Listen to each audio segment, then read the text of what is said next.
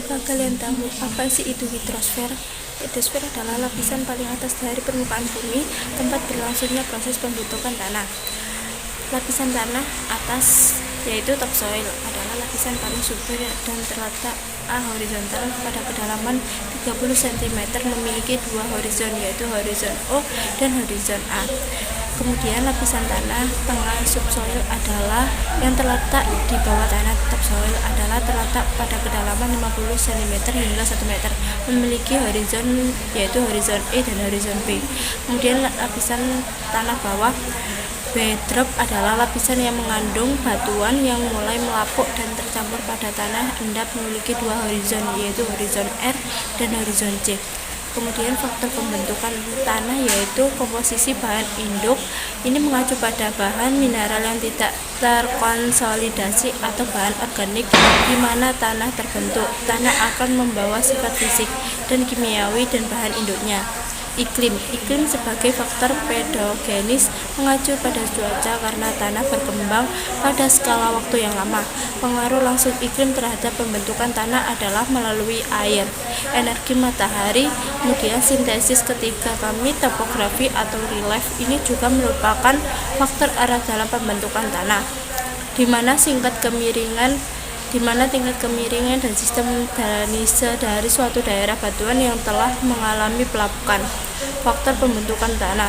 Waktu dapat mempengaruhi sifat fisik, biologi serta kimia dari tanah yang akan terbentuk, di mana setiap tanah memiliki unsur tersendiri. Semakin tua tanah tersebut, maka kandungan yang ada di dalamnya akan berkurang. Kemudian organisme mempengaruhi rentang perkembangan tanah dan berkaitan dengan horizon tanah. Mengetahui tentang profil tanah, selanjutnya juga ada jenis-jenis tanah. Apa saja jenis-jenis tanah itu? Jenis-jenis tanah yang pertama, tanah litosol. Sifat tanahnya warnanya merah hingga kuning, teksturnya lempung dan memiliki sulung horizon. Persebarannya seluruh Indonesia, terutama daerah pegunungan.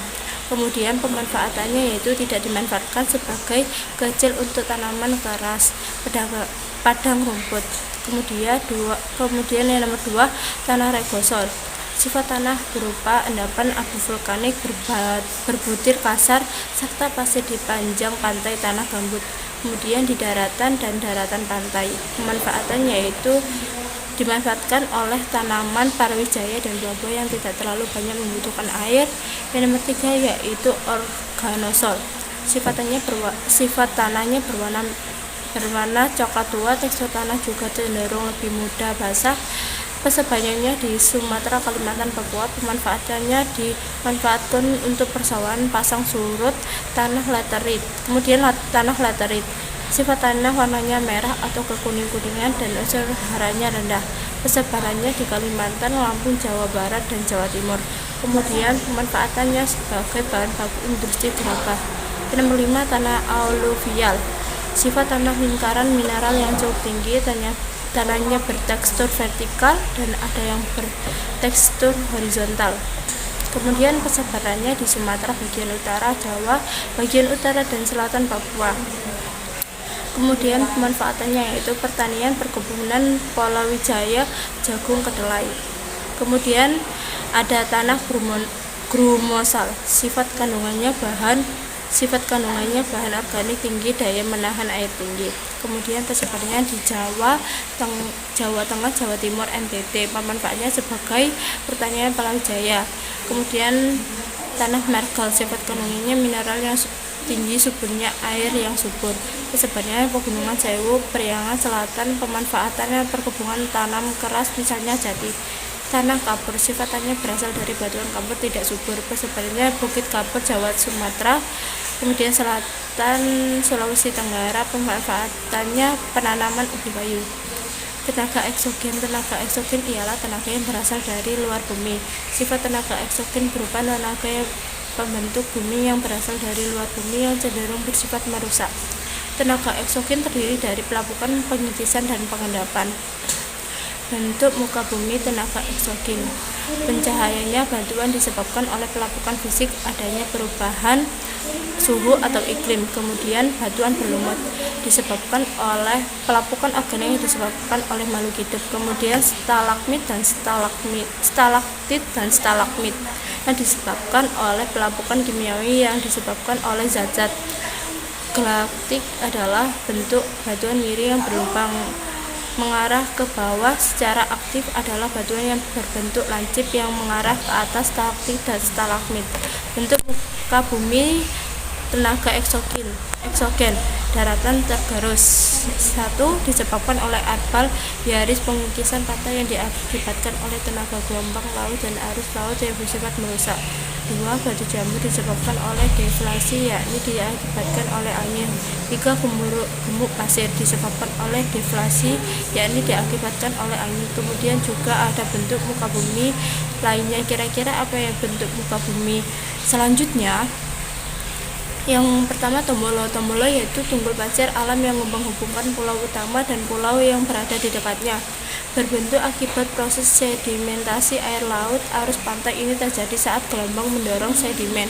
Sedimen ini terdiri dari pasir, lanau, dan tanah liat. Kemudian sedimen ini terkumulasi antara pantai dan pulau, menciptakan zona akumulasi yang dapat dilihat sebagai pola yang terkait daratan.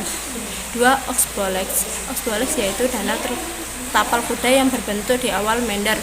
Kelok-kelok sungai Oxbolex ini terbentuk akibat sebuah proses sedimentasi terus-menerus di meander sungai akibat dari proses pengendapan material sedimen yang memotong alur sungai yang sehingga menjadi alur cekungan alur sungai yang terpotong agar memiliki suatu genangan air yang menjadi danau. Kemudian jenis-jenis erosi, yaitu ada erosi permukaan, erosi percik, dan erosi lembar, erosi laur, erosi parit. Yang pertama, erosi permukaan, yaitu erosi ini terjadi karena pengangkutan lapisan tanah yang merata tebalnya dari satuan permukaan bidang tanah.